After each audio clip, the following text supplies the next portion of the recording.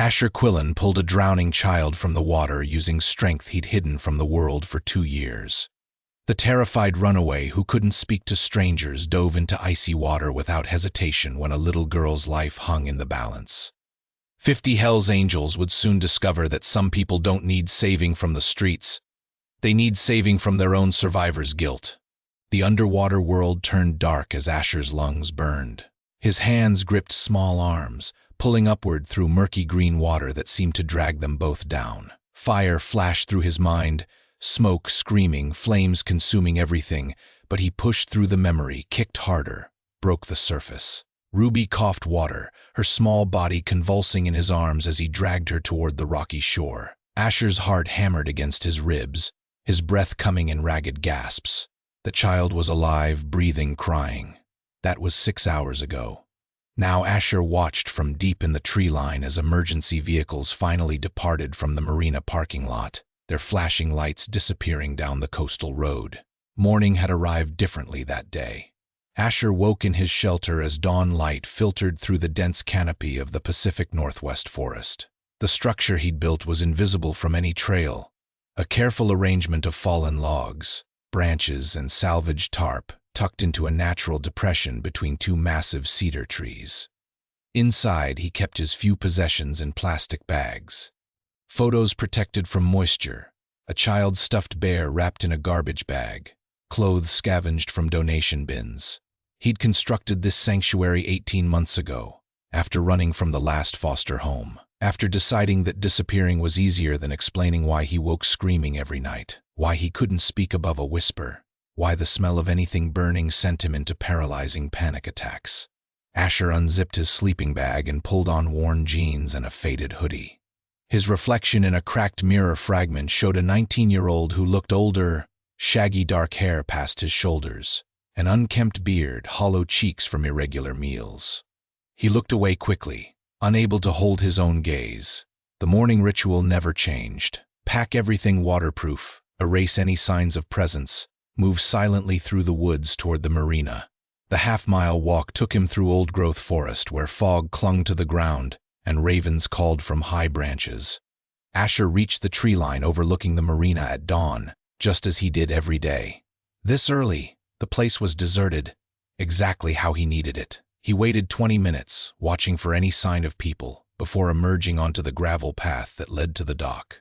The marina itself was small, serving mostly local fishermen and recreational boaters. A handful of weathered buildings clustered near the main pier, their paint faded by salt air and constant rain. At this hour, everything was quiet except for the cry of gulls and the gentle slap of water against dock pilings. Asher stripped off his hoodie and jeans, revealing swim trunks underneath. He left his clothes in a hidden spot beneath the dock, marked by a particular piling, then walked to the water's edge. This was the only time he felt something close to peace. Water accepted him without judgment, without questions, without requiring words he couldn't form. He slipped into the cold Pacific water without hesitation, his body adjusting to the temperature with practiced ease. He swam toward his usual spot, a small cove around the rocky point, sheltered from view by the outcropping. Strong strokes carried him through the water as muscles warmed with exertion. Here, in the water, he wasn't the broken kid who'd survived when his family hadn't. He was just movement, breath, the rhythm of swimming. Asher had been swimming for maybe 20 minutes when he heard it. A child's scream, high and terrified, cut through the morning air. His head jerked up, water streaming from his hair as he looked toward the sound. Near the tide pools on the far side of the rocky outcropping, he saw her, a small girl, maybe 7 years old, struggling in water that was clearly too deep for her. She'd fallen from the slippery rocks, her arms flailing as she tried to keep her head above the surface. Every instinct told Asher to freeze, to panic, to shut down. His mind screamed danger, social interaction, people will come, you'll have to talk, they'll ask questions. His chest tightened, breath coming faster as anxiety clawed at him, but the girl went under. Asher's body moved before his mind finished processing. He dove forward, powerful strokes eating up the distance between them. 30 yards, 20, 10. The child surfaced, coughing, went under again. He reached her as she sank a third time. His hand closed around her small arm, pulling her upward. She was heavier than he expected, waterlogged clothes dragging her down, but Asher kicked hard, one arm securing her against his chest as the other pulled them toward shore. The girl coughed, vomited water, coughed again. Asher's own breathing was ragged with effort and rising panic. He had to get her to land, had to make sure she was okay. But then people would come and he'd have to face them, and his feet found purchase on rocks. He pulled her onto the shore, laying her carefully on her side as she coughed up more water. Asher's hands shook as he checked her breathing, his mind splitting between first aid knowledge and overwhelming anxiety. Ruby's eyes opened. She coughed again, then started crying.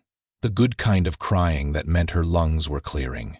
Asher crouched beside her, one hand on her shoulder, unable to speak, his own breath coming in short gasps. That's when he heard the voices. Multiple voices, men's voices, coming fast. Heavy footsteps pounded across the parking lot, down the wooden dock, onto the rocks. Asher's vision tunneled. His body went rigid, every muscle locking as the urge to run crashed over him. But he couldn't leave the child. He stayed frozen beside her, unable to move, unable to speak, unable to do anything but shake. 6 men came around the outcropping at a run. Large men, most wearing leather vests over long-sleeve shirts, their arms tattooed, their boots heavy. They looked exactly like the kind of people Asher had learned to avoid.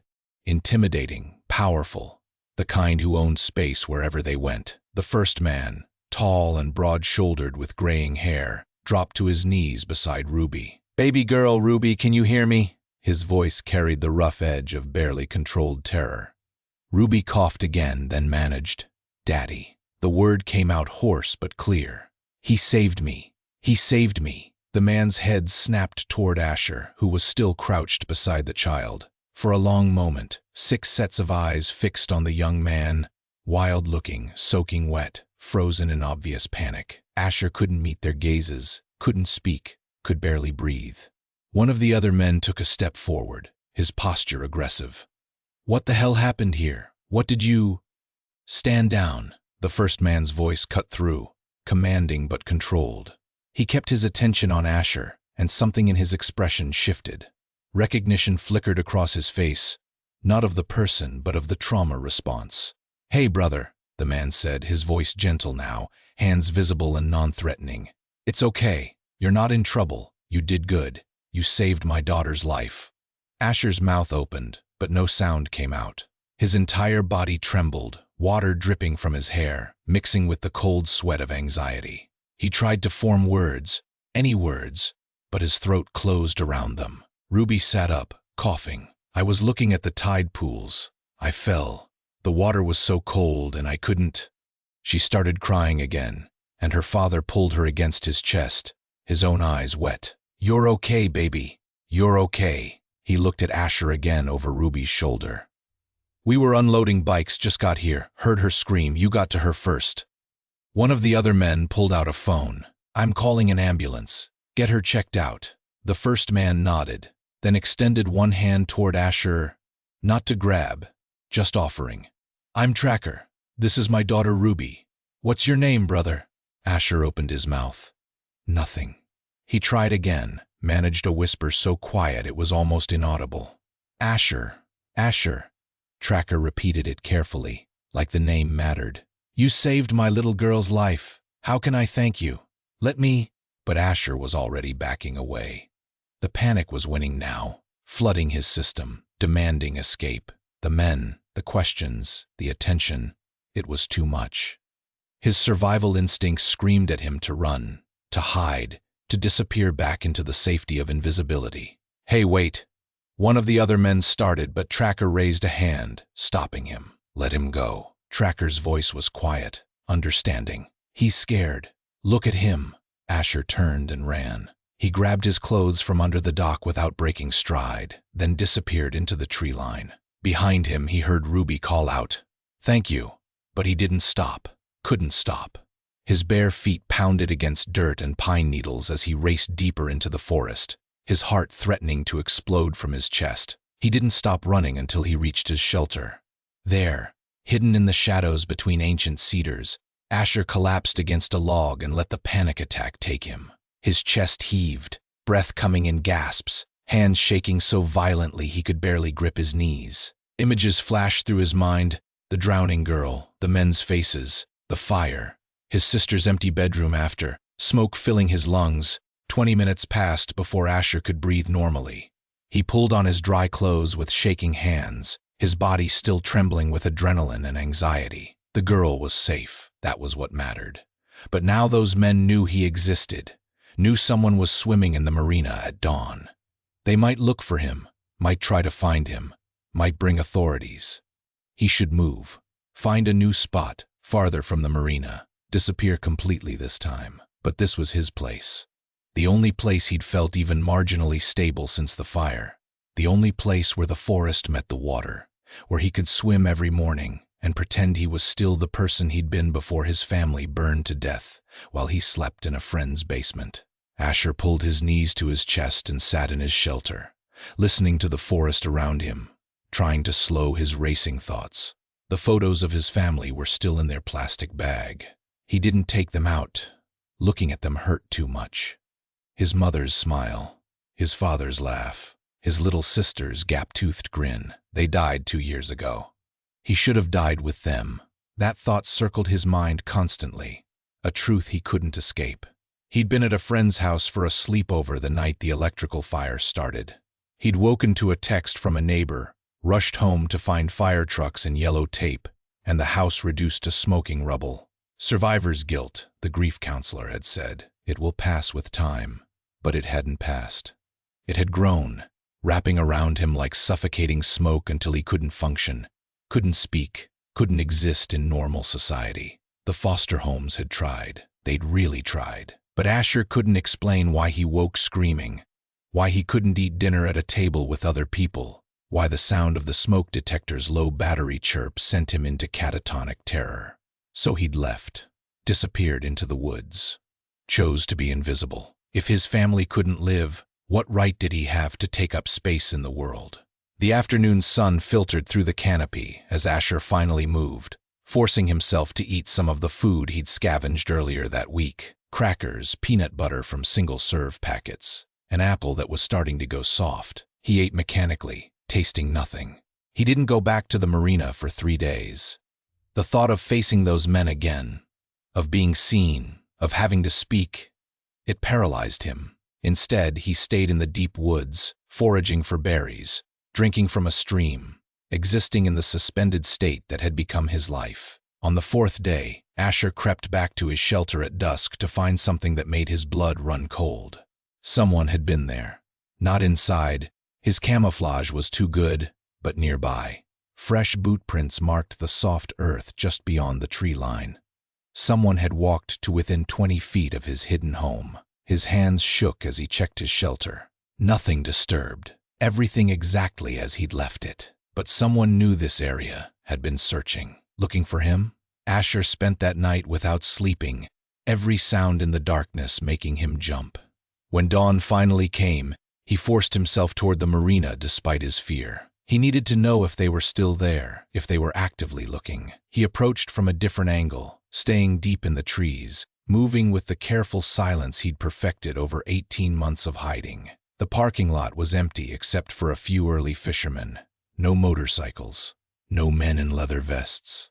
Relief flooded through him. Maybe they'd moved on. Maybe Ruby was fine and they'd forgotten about the strange man who'd pulled her from the water. Maybe. Then Asher saw it. Tucked under a rock near his usual spot beneath the dock, weighted down so it wouldn't blow away, was a plastic bag. Inside, clearly visible, were food items. Granola bars, beef jerky, bottles of water, and a piece of paper. His heart pounded as he approached, looking around for any sign of observers. Nothing. Early morning was still his time.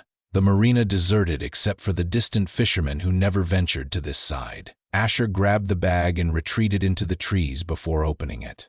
His hands trembled as he unfolded the paper. The handwriting was masculine, clear, and surprisingly gentle. "Thank you for saving Ruby. We'd like to thank you properly. No pressure, no expectations. Just gratitude, if you want to talk. I'm here most mornings around 6 a.m. Tracker, that was all. No demands, no threats, no attempts to control." Just an offer, and food, and gratitude. Asher's throat tightened. He folded the note carefully and put it back in the bag with the food. He should throw it away, should run farther, should disappear completely. These men were dangerous, not because they meant him harm, but because they'd seen him, acknowledged him, offered him something he couldn't accept, but he didn't throw it away. He took the bag back to his shelter and hid it with his other possessions. The food he could use. The note he tried not to think about. 3 days later, he found another bag, more food, and another note. Ruby asks about you every day. She drew you a picture. She wants to say thank you. No pressure. Tracker. Inside was a child's drawing done in crayon. A stick figure man pulling a stick figure girl from blue water. The sun shone in one corner. At the bottom, in careful child's handwriting, "Thank you for saving me. You're a hero. Love, Ruby." Asher stared at the drawing until tears blurred his vision. He hadn't cried in over a year. Crying required feeling something other than the numb guilt that had become his constant companion. But this child's innocent gratitude, her simple thanks, broke through something in his chest. He carefully protected the drawing in a plastic bag, placed it with his family photos. The first new thing he'd added to his possessions in 18 months. The next note came 4 days later. "I know something about trauma, brother. About surviving when others didn't. About the guilt that comes with being the one left standing. I was a Marine. Lost brothers overseas. Lost my wife to cancer.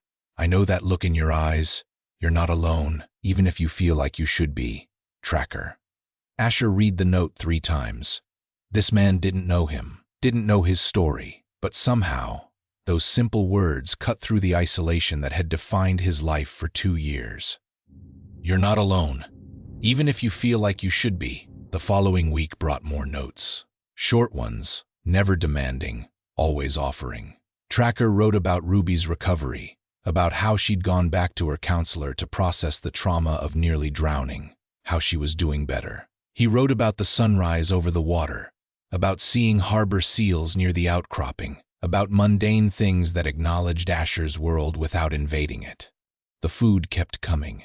Always practical, non-perishable items, water bottles, once a new waterproof jacket that fit perfectly. Always tucked in the same spot, always with a note, never a trap. Asher didn't respond, couldn't respond, but he stopped avoiding the marina entirely. He started swimming again, always early, always cautious. And sometimes he'd see Tracker sitting alone on the dock, drinking coffee from a thermos, watching the sunrise. The man never approached, never called out, just acknowledged Asher's presence with a slight nod if their eyes met across the water. 6 weeks after the rescue, Asher found a note that was longer than the others. "Ruby's birthday is next week. She asked if you'd come. I told her probably not, that you're shy and parties are scary. She understood. But she wants you to know you're invited. You'll always be invited. You saved her life, brother. That means something to us. To me.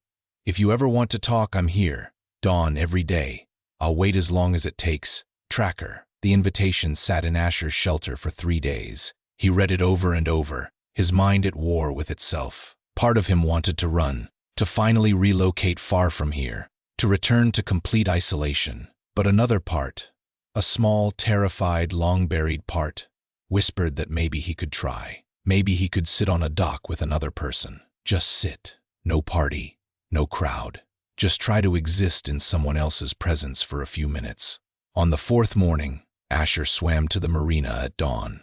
Tracker was there, as always, sitting on the dock with his thermos of coffee. Asher stayed in the water, gripping the edge of the dock, unable to pull himself up. Tracker looked down at him, then carefully poured a second cup of coffee and set it on the dock. "Water's cold this time of year," he said conversationally, not demanding a response. "You've got to be tough to swim every morning." Asher's fingers gripped the dock edge tighter. His throat worked, trying to form words. Finally, barely audible, he whispered, "Peaceful." "Yeah." Tracker nodded. "I get that. Water's like that sometimes. Quiet in a way the world isn't." They stayed like that for 10 minutes, Tracker sitting, Asher clinging to the dock. Neither spoke again, but it wasn't uncomfortable. It was the first time in 2 years that Asher had chosen to be in another person's presence without overwhelming panic. When Asher finally pulled himself out of the water and sat on the edge of the dock, careful to maintain 3 feet of distance, Tracker didn't react except to push the coffee cup closer. "It's black. Don't know if you take sugar." "Black's fine." Asher's voice was still a whisper, but he managed to get the words out.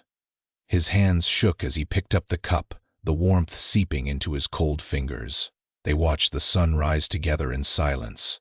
When Asher finally stood to leave, Tracker said quietly, "Same time tomorrow, if you want." Asher nodded once, then disappeared back toward the tree line. Behind him, he heard Tracker say, "See you tomorrow, brother." The meetings became routine. Every morning at dawn, Tracker would be waiting with 2 cups of coffee. Sometimes they talked, short sentences, long silences between them. Other times they just sat. Tracker never asked intrusive questions, never demanded explanations. He talked about his own life in small pieces. His daughter, his club, his time in the Marines. One morning, 3 weeks after their first conversation, Tracker said, "Lost my wife 4 years ago. Cancer. Ruby was only 3. I watched her die for 6 months. Couldn't do a damn thing to stop it. For a long time after, I felt like I should have died with her. Like I didn't deserve to keep breathing when she couldn't." Asher's hands tightened around his coffee cup. "How did you?" He couldn't finish the question, but Tracker understood. "Keep living?" Tracker stared out at the water. "Ruby, she needed me, and my brothers," he gestured vaguely toward where his motorcycle was parked. "They didn't let me disappear, even when I wanted to, even when I thought I deserved to. I don't have anyone." Asher's voice cracked. "They all died, house fire. I was at a friend's house. I should have been home. Should have." "Been dead too?" Tracker finished gently. "Brother, that's the guilt talking. That's survivor's guilt. And it's a lying bastard. You didn't cause that fire. You didn't choose to survive while they died. It happened, and it's not fair, and it's okay to be broken by it." "I can't function," Asher whispered. "I can't be around people. I can't speak. I can't." "You're speaking now." Tracker's voice was soft but firm. "You're here. That's something. That's a start." Over the following weeks, other members of Tracker's club started appearing. Not all at once. Tracker was careful about that. First it was one man, introduced as Forge, who stayed quiet and just worked on his bike nearby. Then another, a younger guy called Gunner, who talked easily and didn't seem bothered by Asher's silence. Ruby came one morning, clutching her father's hand, but breaking into a huge grin when she saw Asher. "You came? You really came?" She kept her distance, sensing his discomfort, but her joy was genuine. "I told everyone at school that my friend saved me from drowning." Asher managed a small smile. "Glad you're okay. I can swim better now," Ruby announced proudly. "Daddy's teaching me, so if I fall in again I can save myself, but I'll be more careful." The club brothers learned to work around Asher's limitations. They gave him space, spoke to him but never demanded responses, acknowledged his presence without making it the center of attention. Slowly, over months, the marina became less a source of anxiety and more a place of tentative belonging. One morning, 4 months after the rescue, Tracker said, "We found your shelter." Asher's entire body went rigid. Fight or flight surged through him, his muscles tensing to run. Hey. Tracker raised his hands. "Nobody touched anything. We just wanted to understand, to make sure you were safe out there." He paused. "That's no way to live, brother, you know that." "It's all I can manage." Asher's voice was tight with panic and shame. "I know, and I'm not judging. But what if there was another way? What if we could help you come back?" Tracker leaned forward, his expression earnest. "Not to who you were. You can't go back. Trust me, I know. But to who you could be. What if we helped you build a life that works for who you are now? I don't know how. That's okay. We do." Tracker pulled out a folded piece of paper. "One of our brothers is a therapist, specializes in PTSD trauma. He works with vets mostly, but he's willing to take you on. Free of charge. No strings." Asher stared at the paper like it might bite him. "I can't. Therapy means talking, being inside people." "He does sessions outdoors sometimes. Hiking therapy, he calls it. He's flexible. And brother, you need help. Real help. Not just coffee on a dock. Tracker's voice was gentle but honest. What you're doing now, it's survival. But it's not living. Your family wouldn't want this for you. The words hit like a physical blow. Asher's vision blurred with sudden tears. You don't know what they'd want. No. But I know they loved you. And people who love us want us to live. Really live. Not just exist in the shadows waiting to die. Tracker let that sit for a moment. Think about it. The offer's open. No pressure. 3 weeks later, Asher took the paper and sent a text to the number written there. The response came within an hour. Warm and non-threatening, offering to meet at the marina for their first session. Just 2 guys walking the shoreline, talking. The therapist's name was Hayes. He was in his 50s, a veteran himself, with a calm presence that reminded Asher of Tracker. Their first session lasted 20 minutes before Asher's anxiety overwhelmed him. The second lasted 40. By the 3rd month, they were walking for over an hour, and Asher was starting to talk about the fire, about his family, about the guilt that consumed him. The thing about survivor's guilt, Hayes said during one session, is that it makes us think our suffering honors the dead. Like if we punish ourselves enough, if we refuse to live, somehow that balances the scales. But it doesn't. It just adds more loss to the world. I don't know how to let it go. You don't let it go. You learn to carry it differently. You learn to live with it instead of letting it bury you. Hayes paused. Your sister, how old was she? 8. Asher's voice caught. She was 8. If you died in that fire too, and she'd survived, what would you want for her? Would you want her hiding in the woods, starving herself, refusing to exist? The question broke something open in Asher's chest. He stopped walking, tears streaming down his face. No. God, no. I'd want her to live, to be happy, to have everything. Then maybe, Hayes said quietly, you owe her the same thing. Maybe living fully, letting yourself heal, letting yourself have a future. Maybe that's how you honor them. Not by dying with them, but by living for them. The words echoed in Asher's mind for weeks. Slowly, something began to shift. He started eating more regularly. He accepted more help from the club. He kept seeing Hayes, working through the trauma piece by painful piece. One morning, Tracker said, Ruby's been asking if you have a place to stay, like a real place. I didn't know what to tell her. Asher looked down at his coffee. I have a shelter. It's enough. It's not. And we both know it. Tracker pulled out his phone, showed Asher some photos. One of our brothers has property about 2 miles from here. Wooded, private. There's a small cabin on it, nothing fancy, but it's got heat and running water. He's willing to rent it to you. We'd cover the first year. I can't. You can. You will. Tracker's voice was firm. Brother, we take care of our own. You saved Ruby. That makes you family. Family doesn't live in the woods like an animal. I don't have a job. I can't pay rent. We've thought about that too. Raven runs a data entry business. Work from home stuff. You could do it remotely. Set your own hours. It's not much, but it's enough to start. Asher's throat tightened. Why? Why are you doing this? Because you matter. Because you deserve a chance. Because nobody should have to carry what you're carrying alone. Tracker met his eyes. And because I see you, brother. I see you fighting every single day just to exist. You've got strength in you. Let us help you use it to build something instead of just survive. The offer terrified him. A real home, a job, responsibility. It all seemed impossible for someone who couldn't even order food in a restaurant. But the alternative was continuing as he had been, slowly disappearing into the woods, and somewhere deep inside, Asher was tired of just surviving. I'll try, he whispered. I'll try. 2 weeks later, Tracker and several club members helped Asher move into the cabin. It wasn't much. 1 room with a kitchenette, a small bathroom, basic furniture. But to Asher it was overwhelming. He had a bed, a real bed, running water, heat, a door that locked. The cabin sat in a clearing surrounded by tall pines, private but not isolated, close enough to help if he needed it, far enough for the solitude he required. The club had stocked it with food, basic supplies, everything he might need. On the small table sat a laptop, set up for the data entry work. and a schedule that was flexible around his therapy sessions. Beside it was Ruby's drawing, carefully framed.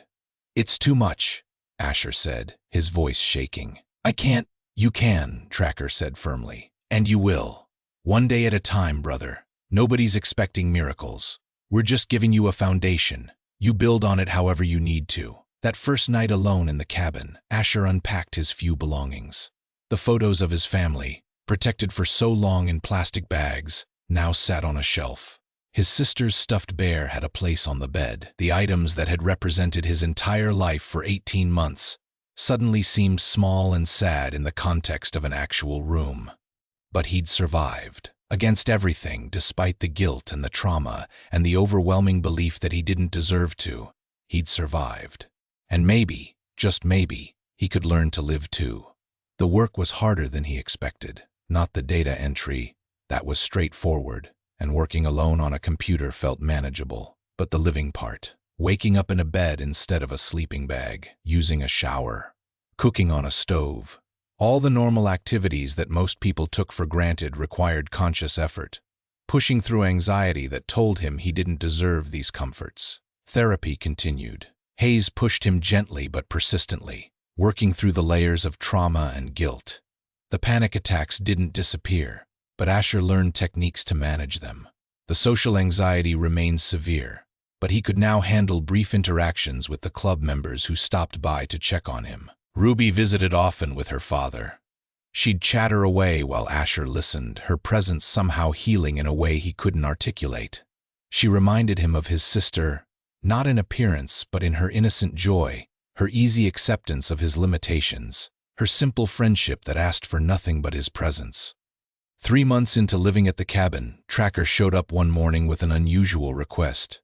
"The club's having a gathering, not a party, just brothers, family, low-key. Ruby really wants you there. I know crowds are hard, but how many people?" Asher's chest tightened immediately. 50, maybe 60. "But it's outdoors, lots of space. You could stay on the edges if you need to. We just want you there. Want you to see." Tracker hesitated. "Want you to see what family looks like. Real family. Chosen family." The thought of 60 people made Asher's skin crawl. But the way Tracker asked, the hope in his voice, the patient acceptance. 3 months ago, Asher would have immediately refused. Now, he heard himself say, "I'll think about it." The gathering was planned for a Saturday morning at the marina, 3 weeks away. Asher's anxiety about it grew daily, but so did something else. Curiosity. A tentative desire to see this community that had adopted him so completely. These men who'd met a panicked, silent runaway and decided he was worth saving. He talked about it in therapy. Hayes helped him develop coping strategies, exit plans, ways to manage the overwhelming stimulus. "You can leave anytime," Hayes reminded him. "Nobody will judge you, but showing up even just for a few minutes, that's growth, that's living." The night before the gathering, Asher barely slept. His mind raced with scenarios, each worse than the last. Too many people, too much noise, too much attention. He'd have a panic attack. He'd humiliate himself. He'd prove to everyone that he was too broken to be helped. But when dawn came, he got up. He showered, put on the clean clothes that Forge had helped him pick out. Nothing fancy, just jeans and a button-down shirt. He looked at himself in the bathroom mirror and barely recognized the person staring back. Hair trimmed short, beard neatened, face that had filled out from regular meals. He looked almost normal. Almost. Tracker picked him up at 6 a.m. "You look good, brother," he said with genuine warmth. "Ruby's going to be so happy you came." The drive to the marina took 15 minutes. Asher spent it practicing breathing techniques, his hands clenched in his lap. As they pulled into the parking lot, he saw the motorcycles. Dozens of them, gleaming in the early morning light, arranged in neat rows. The sound of their engines, which had terrified him months ago, now felt almost familiar. But the people, there were so many people. Men in leather vests standing in groups, talking and laughing. Women chatting near picnic tables laden with food. Children running between the bikes. The sheer number of humans made Asher's throat close. "Hey!" Tracker's hand landed gently on his shoulder. "Breathe. You're okay." We're just going to walk down to the dock, nice and slow. You don't have to talk to anyone. They walked through the crowd, Tracker's presence a shield. People nodded at Asher but kept their distance, respecting the clear boundary. Nobody approached, nobody demanded interaction. They simply acknowledged him and returned to their conversations. At the dock, a semicircle of space had been left open. Asher realized with a start that it was intentional. They'd arranged the gathering to give him room, to let him breathe. The thoughtfulness of it made his chest tighten with emotion. Ruby spotted him and came running, but she stopped a few feet away, bouncing on her toes with barely contained excitement. "You came! You really came!" She turned to the assembled crowd. "That's my friend Asher. He saved me." The crowd's attention shifted to him and Asher froze. Too many eyes. Too much attention. His vision started to tunnel, panic rising. But then Tracker stepped slightly in front of him, commanding the crowd's focus. "Brothers and sisters," Tracker's voice carried across the marina. "This is Asher. He saved my daughter's life. But more than that," he paused, glancing back at Asher with something like paternal pride. "He's been drowning on dry land for 2 years. And brothers don't let brothers drown." The crowd had gone silent, all attention on Tracker now. He continued, his voice carrying the weight of emotion. "Asher lost his family in a fire, survived when they didn't. Survivor's guilt is something a lot of us understand. Combat, loss, trauma. He's been living in the woods, hiding from the world because he didn't think he deserved to live while they're gone." Tracker's voice roughened. "But we're here to show him something different. We're here to show him that surviving doesn't mean you have to disappear. That family takes care of family. That coming back to life is possible." Forge stepped forward, holding a set of keys. "The cabin you've been staying in, it's yours. Deed's been transferred. First year's utilities paid. No strings attached." Raven came next. "The data entry work, you're doing good. Contract's been extended indefinitely, with a raise. You're reliable, you're good at what you do. Keep it up." Hayes, the therapist, spoke from the crowd. "Continued therapy as long as you need it. We're in this for the long haul, Asher. Healing isn't linear, and it doesn't have a deadline." One by one, club members stepped forward with gifts, with commitments, with support. New furniture for the cabin. A phone with unlimited calls to any of them, anytime. A standing invitation to every gathering, with explicit permission to leave whenever he needed. Gym membership at a place that opened early, for when swimming isn't enough. Gift cards for groceries. A laptop upgraded for college courses. "We enrolled you in online classes at the community college," Tracker said quietly. "Business administration to start, but you can change majors. Just something to work toward. Your transcripts from high school, you were a good student. Smart kid, you can be that again." Asher stood frozen, unable to process the scale of what they were offering. It was too much. He didn't deserve this. He couldn't. Ruby slipped her small hand into his. The unexpected touch should have triggered panic, but instead it grounded him. She looked up at him with complete trust and said, "You're my friend. Friends help friends. That's what Daddy says." Something broke open in Asher's chest. The tears he'd been holding back for months, years, finally came. He dropped to his knees on the dock, Ruby's hand still in his, and wept. Great shaking sobs that carried 2 years of grief and guilt and overwhelming loneliness. Tracker knelt beside him, one hand on his shoulder. "Let it out, brother. Let it all out. You're safe. You're home." The crowd gave them space, but their presence was palpable. A community that had chosen to embrace a broken stranger, to show him that coming back from trauma was possible, that surviving guilt could be transformed into purpose, that family wasn't always blood.